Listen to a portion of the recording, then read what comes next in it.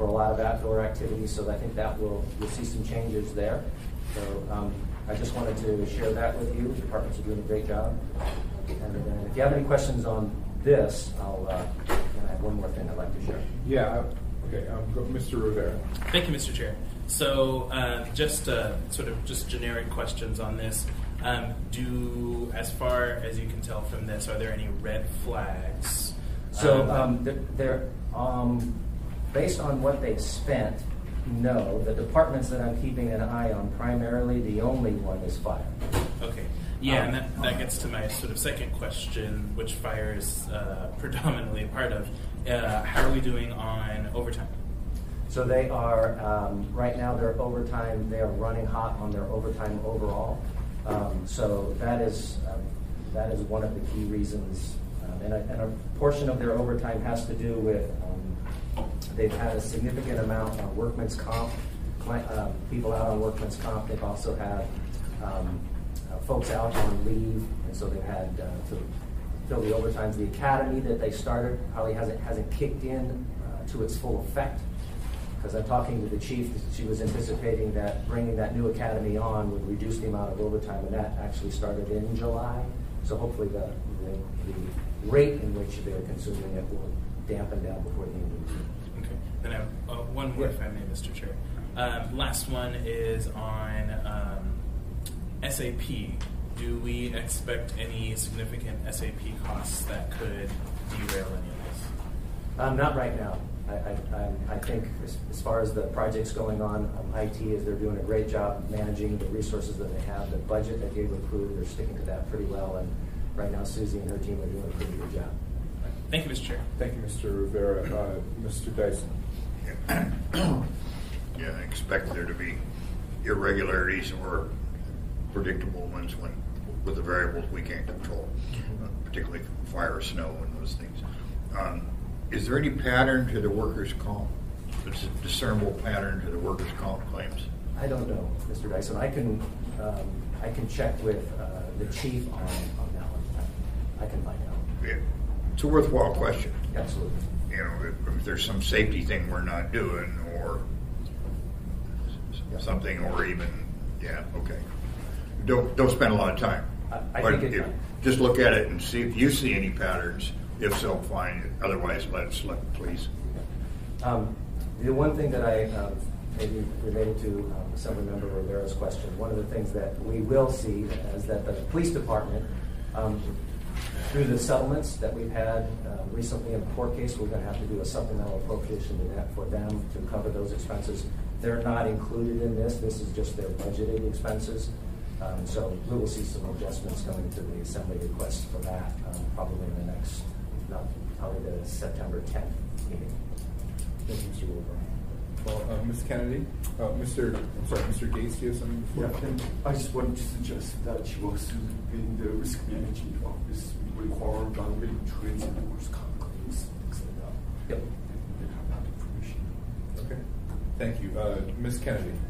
Thank you, Mr. Chair. Just looking at the non-labor, I'm assuming that's just anything other than personnel. Yes. But could that also be contracts that? Yep.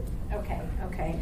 And so typically some of these things will be higher just because they purchased equipment in the middle of the year. And, but that's is that an easier thing to watch for rather than the actual labor in terms of making sure they don't go overboard? I wouldn't say it's a little bit more predictable. Okay. And then in the non-labor on this sheet, what many departments do, real estate being an example, they know they have lease payments due, so they will encumber those funds and set them aside. So it looks like their budget is actually spent. But they've reserved it, and when the bill comes in, then they pay the bill. Okay. Well, that's good that you pointed that out because that's definitely on the high side for them. But okay, thank you. Lance, I see Eugene agitating over there. Were copies of this provided to the public? I made 20. Maybe I didn't make enough. And then they make and this is not clear, not like what your copy is. This is what I got to see now. It's the same? No, it's not. There's two sides to it. She just made another copy from that, and that's what they get. Well, feel free to cannibalize one of those if you can. Okay, great. Lance, I was looking at the the labor, non-labor, Mhm. and I know that non-labor kind of performs in strange ways, as we were talking about, and so I don't usually worry about the non-labor because I know it comes due at different times. Mhm. The labor should be more constant. The police running hot at 59.6%, does that not concern you? It does, and most of that has to do with their overtime. But Sure. right now they're like within 2%, and so it may be a lot of summer activity. But right now I'm not worried about it as it relates to that piece right there. Right, it's only 2%, but not all departments are created equal, and the police running hot at 2% is a bigger deal than a lot of other departments running hot at 10%. Absolutely, same thing with fire. Yeah.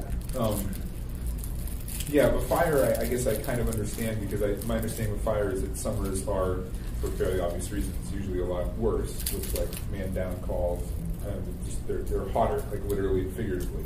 But for police, I thought it was a little more constant throughout the year. Yeah, I'd have to take a look at the makeup of their labor, their overtime as it relates to their labor. As a matter of fact, one of the things that we're trying to get on the agenda that you will get on August 20th is the quarterly report for all of the departments. I gave you the up through July. The quarterly report will go through June, so it'll have date. But for the last 4 weeks, you won't see a huge amount of swings. The quarterly report will also include utilities. So we should have that on your agenda, and that'll get you up to date. Okay. Thank you. Mr. Dyson, one last question, then we'll move on to the next presenter. Yeah, so the building safety fund is negative 500K. Do we need to change what we charge? So I think we are going to have a conversation with that. I'm going to let Dan, when we get to the revenue portion of your agenda here, I'll let Dan Moore address that from Treasury. But there is some conversations about making some adjustments to the building safety fund. Yeah, and I suspect as our efforts to limit cigarette smoking happen, that tobacco tax will continue to decrease. Is that a predictable pattern? Again, I'll let Dan speak to it. But I'm sorry, I'm out of order. All Yeah, right. no. That's fine. Yes is the answer to your question, but I'll let him speak to it. All right. Okay. So who is next in terms of the presentations? So many of you don't know, this is Pam Ellis. She's the acting controller. She's going to sit in for Alex, and I'll let her sort of jump in. Great. So actually, I wasn't sure. I was asked. Sorry, he had another commitment today. I was asked to come speak about some fund balance questions if you had any on what was distributed. So you're speaking to this spreadsheet here? Yes, sir. But that's later on the agenda. Okay. It's also like. Yeah. I have listened to these meetings online a few times, and I think one of the things that Alex typically says, the bills are being paid on time, which they are. I can tell you that from the one who does the final send off on all of the bills. And as far as any other financial updates that he might give on recent things he's done, I think he may have to fill you in on that separately if you want to email him, or I could put a question down if you have. So we're now on item 3BA, right? Can you? Yeah. So as the detailing Oh, I'm fund sorry. balance. Okay. So why don't you, if you can, why don't Sure. you or Dan together, if Dan wants to participate too, talk to us a little bit about where we stand on fund balance and why. Okay. So, Dan, do you want to? There's a seat up here. Okay. and I'm not sure if Dan has knowledge. I do have Kelly Roof on the line. Okay. She is one of our Controller Division Senior Finance Officers. She has a very innate understanding of these calculations. So if you have any questions about any of the numbers you presented here, she as well can answer them if I don't have the answer for you. Or if there's anything we can't answer here today, we can send it to you in an email. Well, let's start with the most basic question, because these spreadsheets are going to be difficult to read. What is our current unrestricted fund balance? Okay, I'm sorry, can you ask that question again? So what we think of on the assembly as the fund balance? I know there's like different measurements of fund balance, but when it comes to April, we generally have this number of things we can either appropriate or not appropriate. It sometimes is negative a couple million, sometimes it's positive a couple million. Where is that number right now? Where do we anticipate it to be at the end of the year?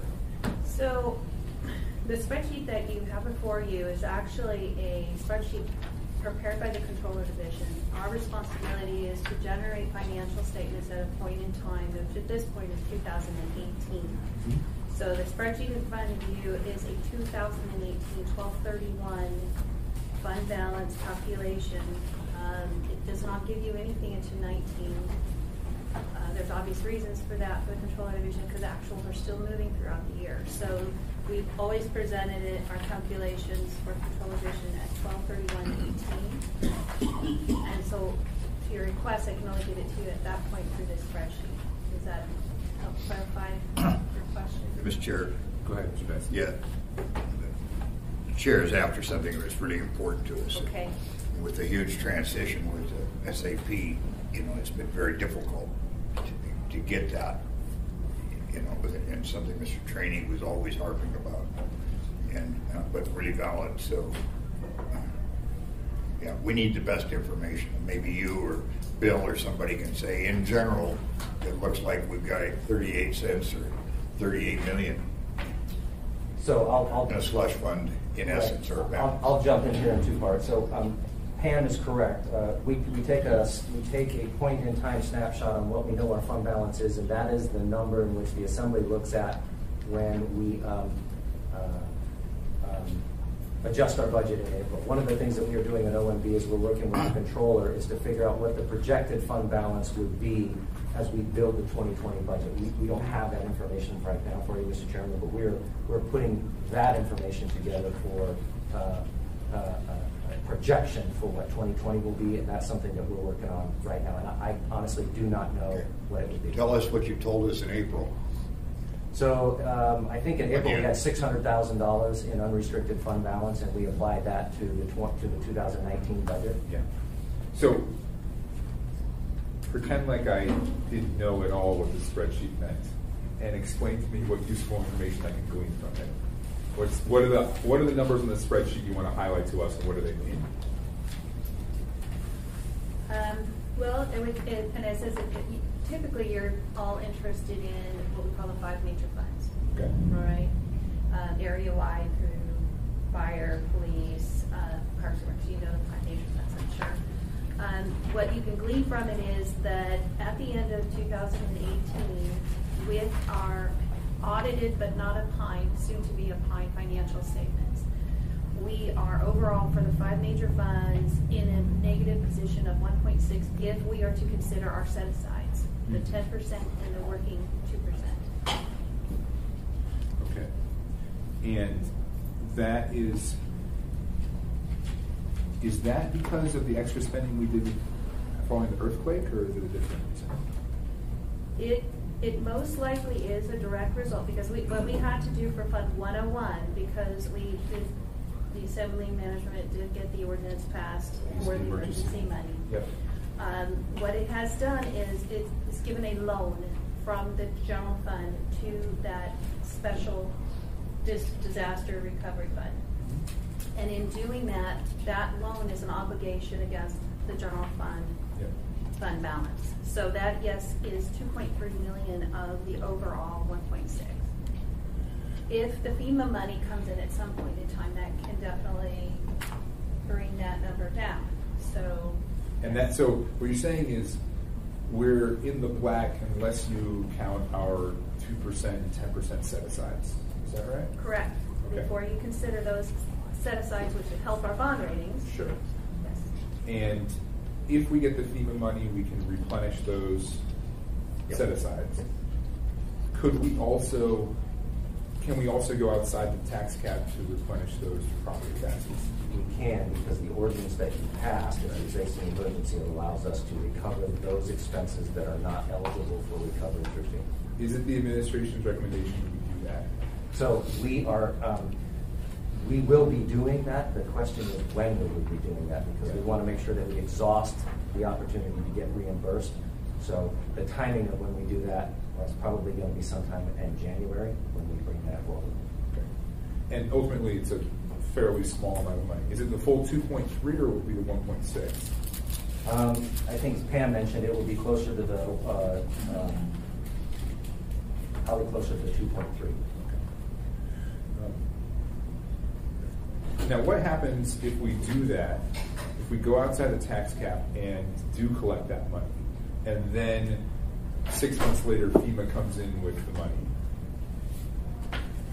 Yeah, we are wrestling with this question for two reasons. One, what would we do if we've taxed and adjusted the cap and then we get reimbursed? How do we modify the cap in the future? How do we adjust that? Or do we wait to make sure that we do get the money and then get a final decision? And then we will only do it one time and then we're done. So we are wrestling with both of those questions for the 2020 budget. Are there any questions about this topic? So are there any other things about this? Oh, I'm sorry, Mr. Rivera. Thank you, Mr. Chair. So I understand the 101 general fund and the 2.5. What about the police? That one I see that sitting at a negative 1.9. Is that also due to earthquake? Is that a bunch of overtime? So I can tell you that although the revenues for 2018 were greater than their expenditures, because of the way that this calculation has been established, whenever you have increased expenditures for the set-asides, and APD has had increased expenditures over the years, right, due to the need of having increased police, it has increased that set-aside requirement. So the reason they're primarily in a negative position after the set-asides is because of that result of the increased expenditures. Take 10% of their total expenditures. So that's why. Okay. Great. Is there anything else from this spreadsheet that you want to highlight before it moves on? No, at this time I think if you look at the comparison, it looks better than the year before, but I do want to point that out. And we still, I don't know if this is you or this is something that Mr. Slipko has spoken to about our bond rating. My understanding is we have a good bond rating, and is this going to create any concern for people that do those ratings? Unfortunately, I have to defer to him, and I know he met with him, I think, last week, so he would have the best answer. Thank you. Any other questions for Ms. Ellis before we move on? Mr. Gates. Oh, thank you. I have a question about earthquake-related expenses. Would they all be only area-wide or some assigned to service areas? Examples like major funds, but I assume all earthquake-related expenses would be area-wide with that first Very good question. The answer to that is that it would be all MOA departments excluding Anchorage Wastewater Utility and Municipal Light and Power. So it would include solid waste services and any of the other departments that we identified through FEMA related. I'm sorry. The utilities on here on the spreadsheet. No, they're not. They have their own separate financial statements. And this is just general government's financial fund balance calculations here. Just general government. But for general government, it's earthquake related or going to be under the 101 fund and fund balance. Yes, the general fund loaned to that special levy fund. Okay, so let's move on to Mr. Moore from Treasury. Okay, sure. And you have a little handout for us, executive summary, right? I do, yeah. So it's a two-page handout. I'm Dan Moore, the city treasurer, and what we do on a monthly basis, usually starting around May or June, is we start to look at the city's general government revenues, and we compare the budget to what we see is actually posted in the SAP system, and then what we have as projections for the remainder of the year. Those projections are based on revenues that Treasury has direct knowledge about, and which is quite a bit of the revenues. And then the remainder of the revenues, we reach out to the departments and ask them what is their best projection for how the year will end.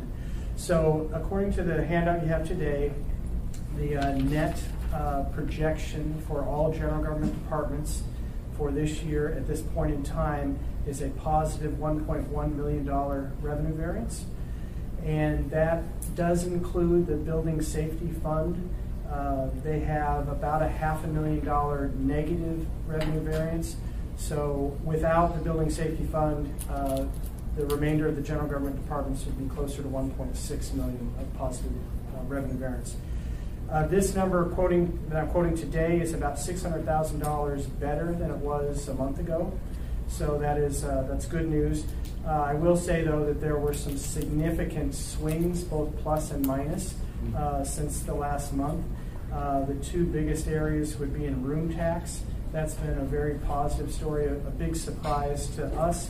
But the market so far this summer through the second quarter of the year, which is the first big summer quarter, is up almost 10%, which is very, very large. Our projection, I believe, was 4%, which is more of the long-term growth. So my understanding of that is that some of the major hotels, probably in the downtown area in particular, have raised their prices quite significantly this summer, possibly because of the cruise ship activity coming through. They felt that they had the opportunity to do that. So that is a big plus that came through. The other big plus would be in property taxes. This includes both real property and personal property. We have created the main rolls and billed out 90% of all property taxes at this point. So the real property is going to come in about a $500,000 positive variance, and then another 1.7 million or so of positive variance with personal property. Personal property is coming in more positive because the assessor's office had actually some projected negative growth when it comes to personal property. Personal property mostly reflects the business community, but it also does include mobile home, which is a much smaller part of that. There's a question there? Mr. Dyson. When you say personal property, that includes inventory tax? It does, yes.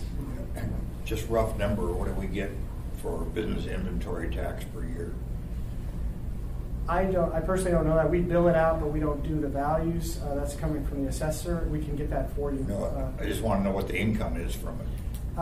All we see is the grand total. So it's the total assessed value for all property, inventory, assets, everything of a business. So we don't see just the inventory piece. It's not billed separately. Yeah, I'd like to see that. Okay, just sure. the inventory piece. We'll find that out for you. We can let you know. Okay. And so property tax is coming positive. I will say the property tax is never going to be exact. It's there's always literally every day of the year there's some movement with property taxes. So we pretty much the biggest variance there is because they assume some reduction in personal property and in the value of business assets and inventory, and that didn't come about as expected.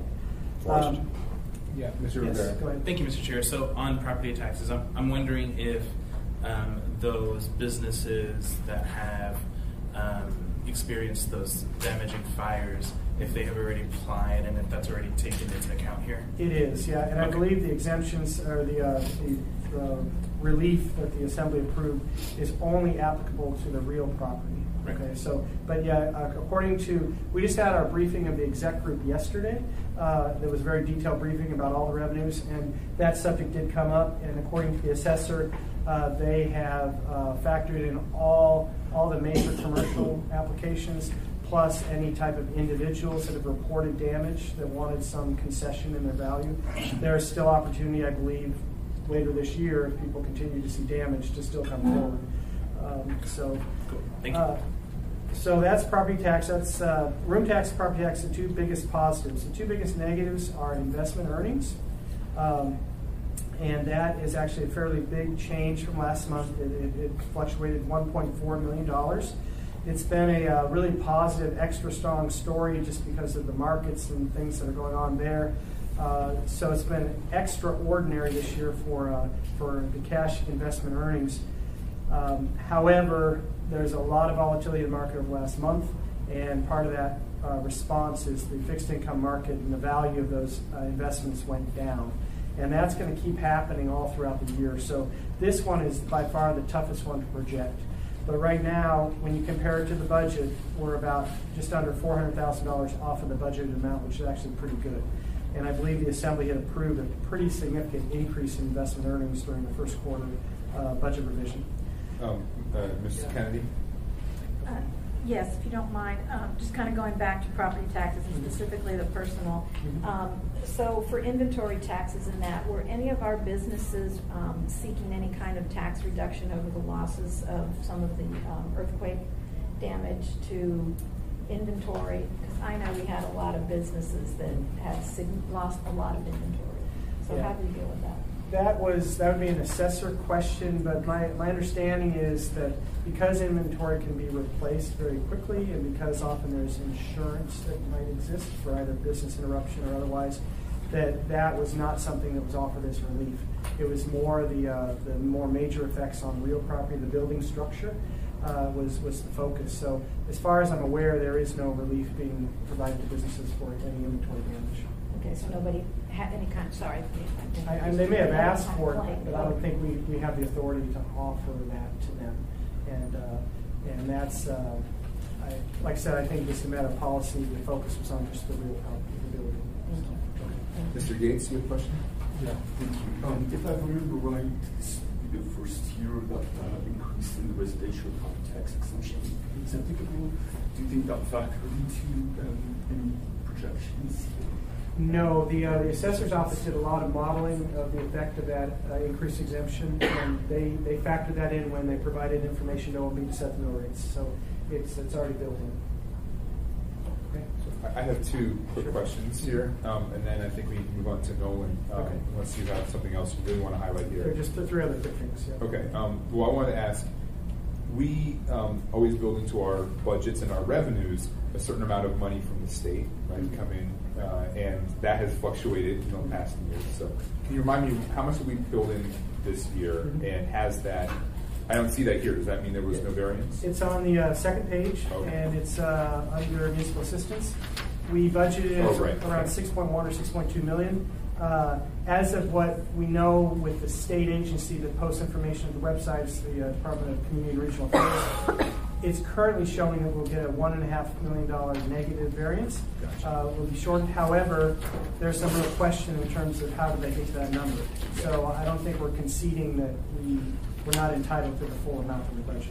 But we have a 1.6 positive balance sheet, even if they take away that 1.5. Correct. Yeah, that's already factoring in. Okay. Very good. Yeah, so there's some nice offsetting. So the net result is a net positive. The only other items I was going to say is police department, the traffic fine revenues, the volumes from there are strong as a result of increased enforcement, increased police size of the police force. The PFD garnishments are a big question mark because we do not know exactly what that PFD amount will be. So that, for us, we're closely monitoring.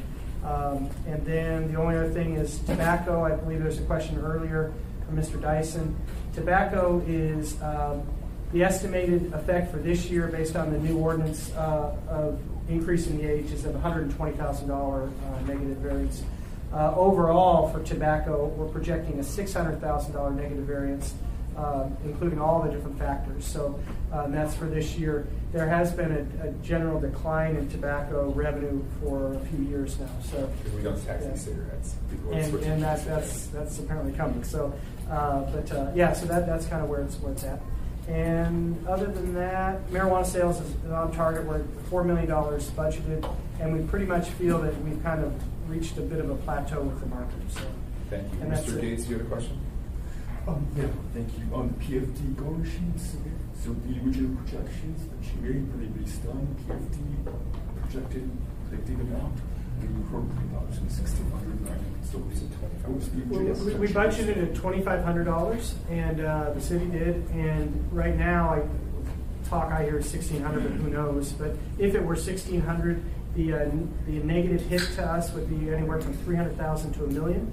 It depends on our competition, which is the state and the federal agencies. So if they have an extra large submittal for PFD this year, that hurts our remainder of the pie. So, thank you. One last question before we move on. So you talked about it in our investment earnings. So there were some signs this week that the stock market might be headed towards a significant bear market, right? Because of some of the what's that term called?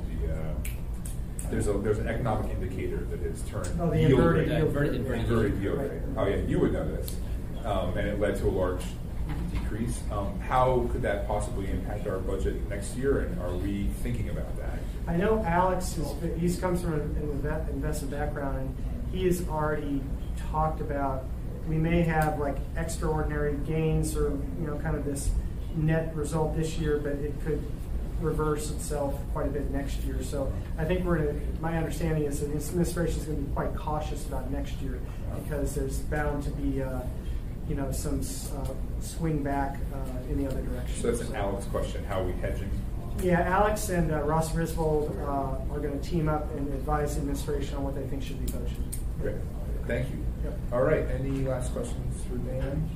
All right. With that, we'll go on to Mr. Clouda.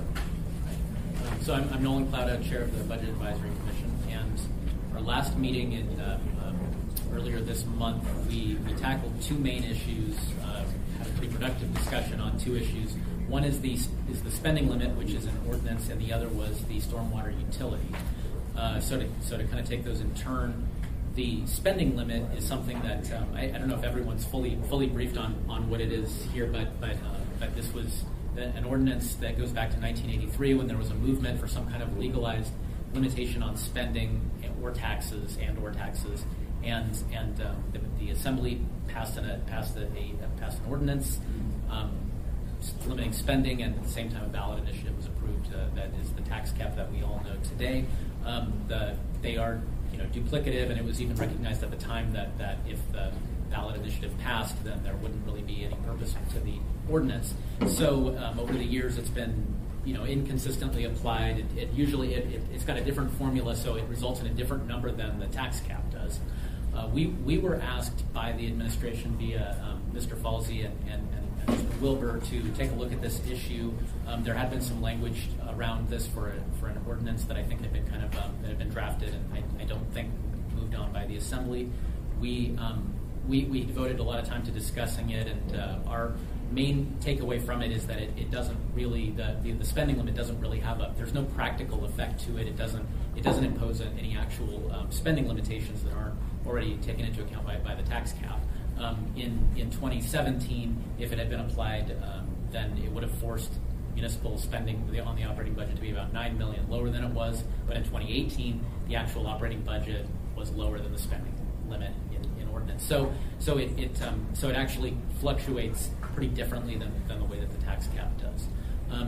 So given the administration's interest in it and our review of it not really serving any real practical purpose, we were preparing to send a resolution to the Assembly recommending that the tax cap not be eliminated, but that it be blended into the same calculation as. You mean the spending? The spending limit blended into the same calculation as the tax cap. Yep. That was our recommendation to this group, or we haven't formally voted on it, but that was the way that our discussion was going. Yep. That was largely that. There may be we talked about whether there were some political reasons why it might be good to leave it in place or not address it. And there may be some considerations that you guys would see that are different from us. There was at one point an argument that the spending limit might make sense because it could prevent the spending of reserves or something along those lines. But in reality, the bonding requirements and the ratings agencies there are a lot of barriers to actually doing that. So it doesn't really have a meaningful impact there either. So that was our overall take, and I think you'll see a resolution from us probably very soon. The other issue, the stormwater utility, we had Jason Bockenstead and some folks from AWU speak with us about this. We had a pretty good discussion about not only from like a revenue efficiency standpoint, but also some of the political types of palatability, pros and cons to it. I think one of the guys on our commission is a real estate developer, and so he talked about it being somewhat of a benefit that under the stormwater utility, that the utility would actually be able to pay for those stormwater improvements to new buildings that are built instead of it being all on the developer. So that's on the pro side, but on the other side, the developer's also doing a lot of impervious surface area that causes runoff. So they would be hit by it too. Some of us were good at looking at the stormwater utility from more of a revenue efficiency or economic perspective, but others were a little more focused on the politics of what's the effect on the property taxpayer, what's the actual cost, per homeowner. And there's a range of what the revenues, or what the costs could be to homeowners and how they would be distributed. A lot of folks do like the fact that it whether it's a nonprofit organization or a government organization, it's not a tax. It is a utility fee, and so those folks that are maybe not paying property taxes would still be paying into this, and that would help to cover the large investments that are probably needed to maintain our stormwater infrastructure.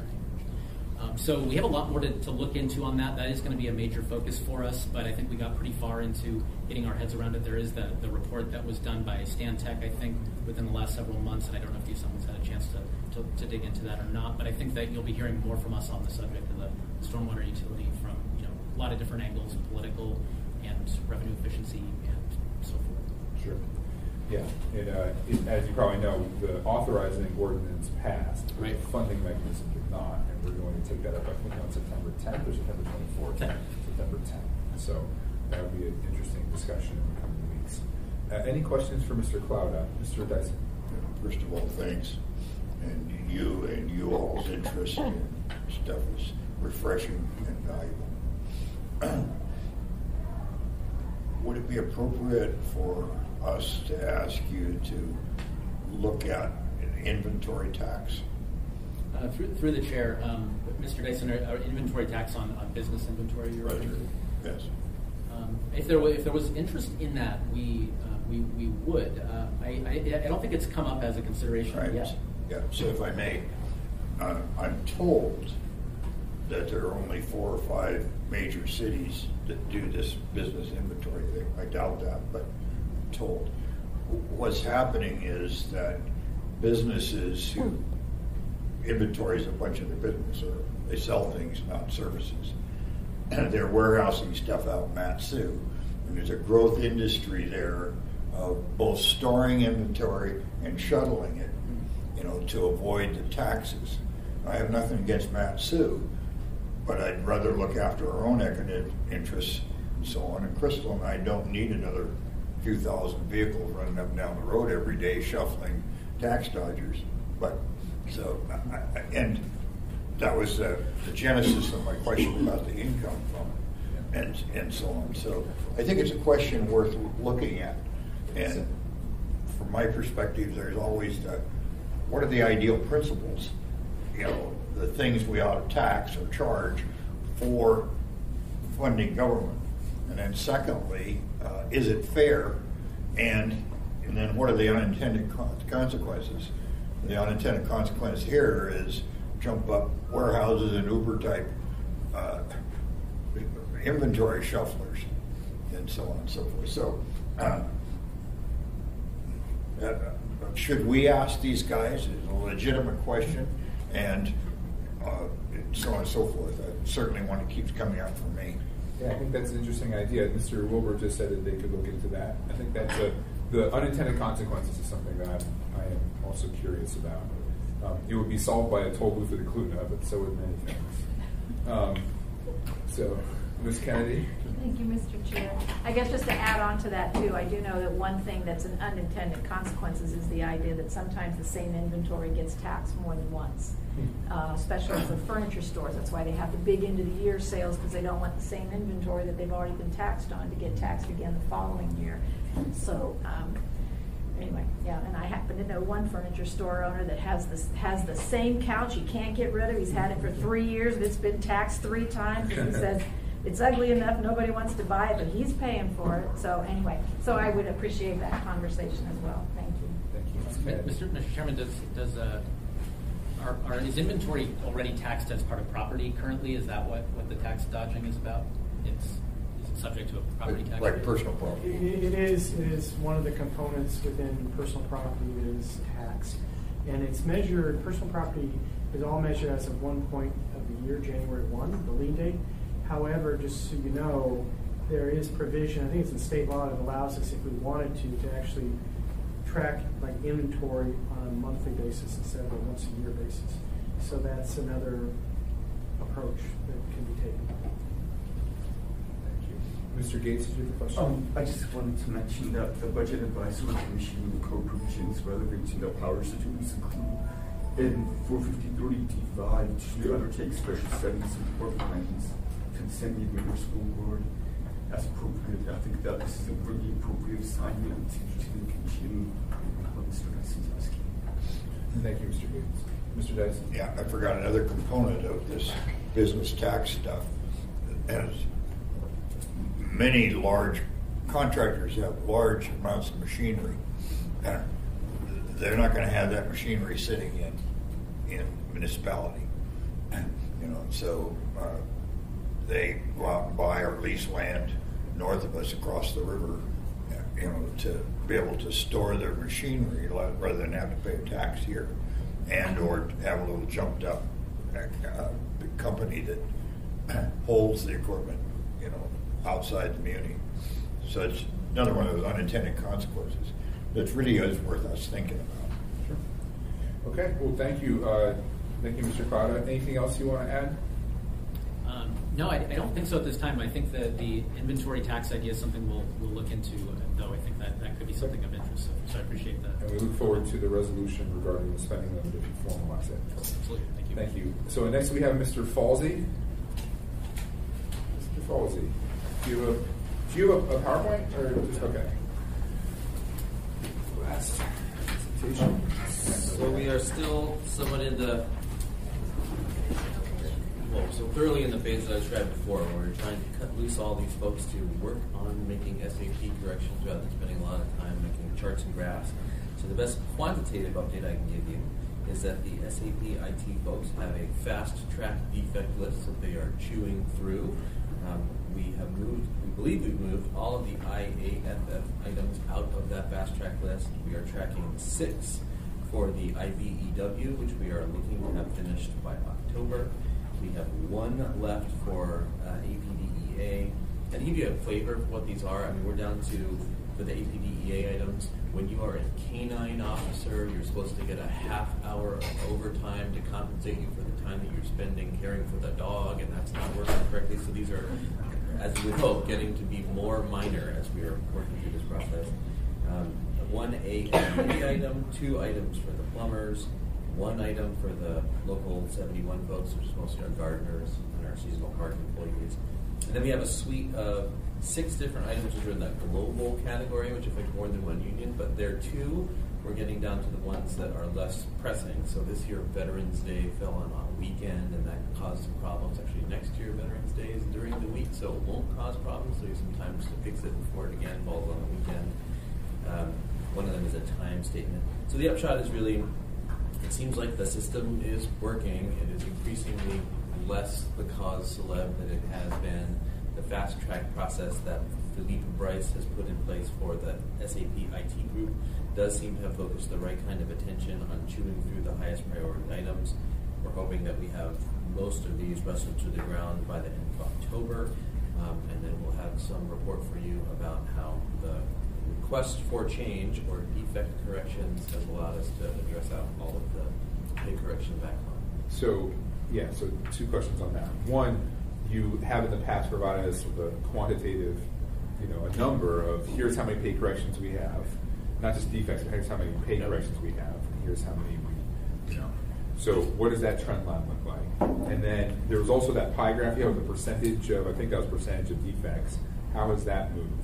So those are the graphs that I discovered that Chris Erickson was spending a day and a half creating every 2 weeks. Yep. And I told her to stop doing that because it was more important to do that. So I don't know, but I will have those for you. I'm intending to pick it back up in late October or November. Okay. Although Chris may, in any event, because the priority is to get this done rather than sort of see that slide. I would like to see that at least once more, maybe once every few months, once every quarter or something like that, to see if we're moving in the right direction. You said IAFF, all of those defects have been moved out of the fast track category. Does that mean they have been solved? Does that mean if I went to IAFF and I said, are you having pay corrections issues, they would say no? With an asterisk. So originally there were, I think, 8 in the IAFF fast track list, and those have all been cleared. We did get signal from IAFF that about 13 members still have some legacy problems, and we're trying to wrestle that to ground now. And presumably they're all subject to, you said there were global problems too, like 6 or 8 of them. Yeah. Do those also impact the IAFF members? I would have to go through each and every one of them. I'm sure Veterans Day did this year. It should next year, and then we should have it fixed by the time it falls on the weekend again. There is a time evaluation statement that we would like to work for everyone. It doesn't work for anyone now, so that affects it, but that doesn't affect leave balances or pay, that kind of thing. I'd have to go through the 6 individual ones to see exactly what they all entail and whether that hits them too. But I think the story, and you're free to, of course, talk to them. I think the story here from IAF is it is significantly better than it has been. It's no longer the hair on fire situation that it was. But there is still some more work to do, though. Any other questions for Mr. Falsey? The IBEW, you said there were just 1 or 2 outstanding defects still?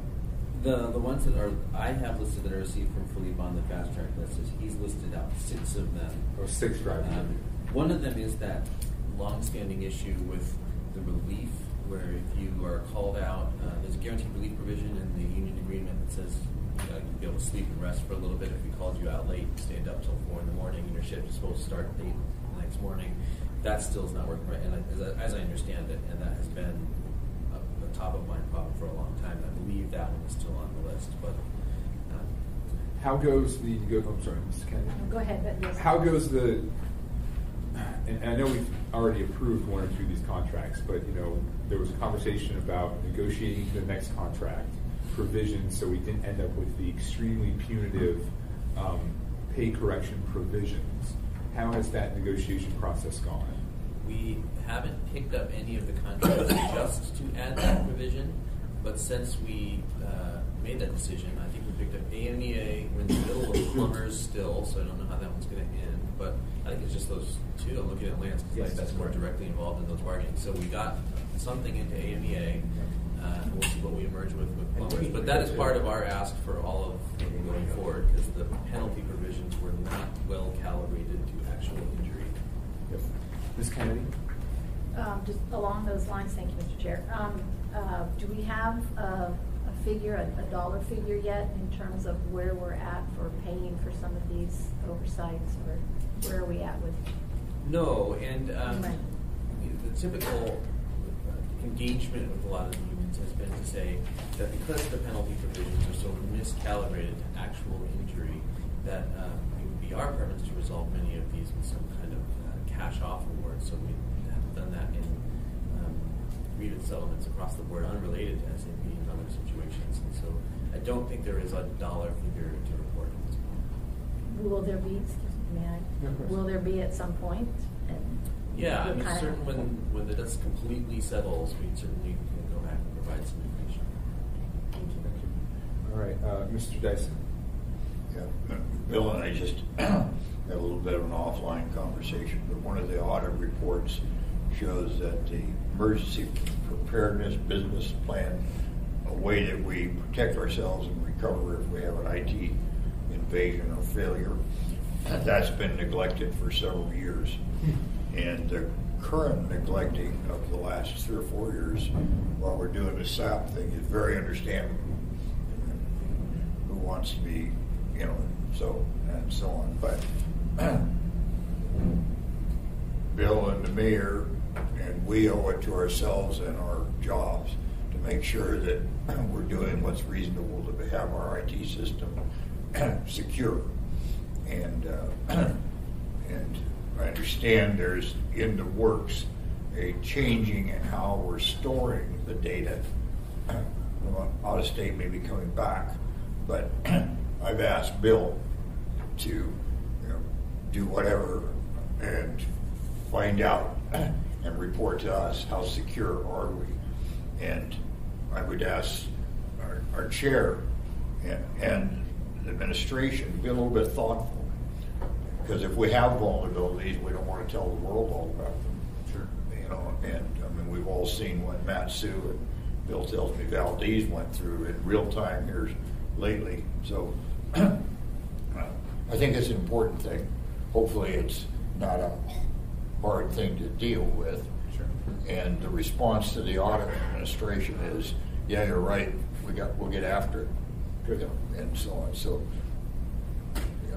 Thank you, Mr. Dyson. A reminder, don't click on those links from unsolicited emails, for the love of God. Okay, that's all I have for Mr. Falsey. We have a couple minutes left for audience participation. Would any members of the public like to participate?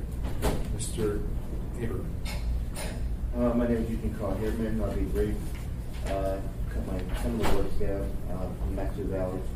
Number one, the reference to the garnishments number.